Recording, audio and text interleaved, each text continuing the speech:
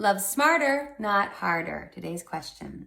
I think of myself as a hard worker. I surround myself with positive, healthy, ambitious people. I work as a licensed professional counselor, and I'm interviewing for a second job. I have bipolar 1, a sad sentence, but I'm a trooper with my self-care. I'm dating a highly successful, very ambitious, humble, kind-hearted man. We sometimes have fights because he wants me to grow and stretch myself. How do I grow when I've failed miserably before? I'm in a committed, loving relationship, and I know I can be better. I'm honest with him, and I don't want my disability to be overwhelming to my boyfriend. How do I own my growth, and what steps can I take to be a more growth-oriented person? When will I know? So my impression just from what you've shared with me is that you are growth-oriented because you're asking these questions. People who aren't concerned with personal growth and development don't even ask the questions you're asking. And I'm a bit troubled because you say that he's a humble and kind-hearted man, but you have fights because he wants you to grow and stretch yourself. So this is something I talk a lot about.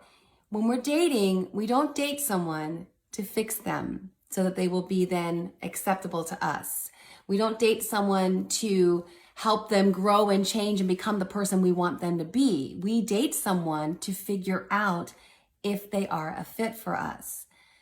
So if he's dating you and you're honest with him about who you are and what you're about and the bipolar 1, I don't like that he is trying to get you to grow and stretch yourself.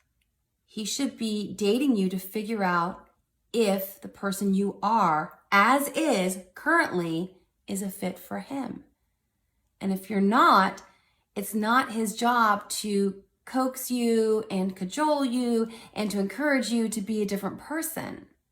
If your amount of personal growth and development efforts aren't enough for him, then he needs to step away and say that you guys aren't a fit. The solution he's coming to is to try to make you be a person you're not, which is weird to me because, again, you're saying that you get in fights because he wants you to grow and stretch yourself, and yet I'm hearing that you do want to grow and stretch yourself. That's something that you're actively about already. So that's my main concern with the question that you're bringing to me.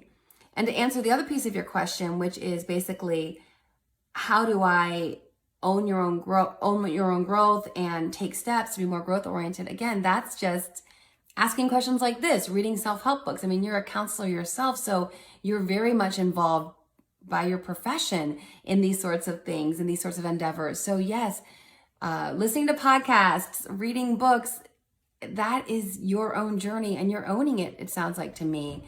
And so my concern is that he's not seeing you for who you are, A, or B, he does see you for who you are and he wants to change you.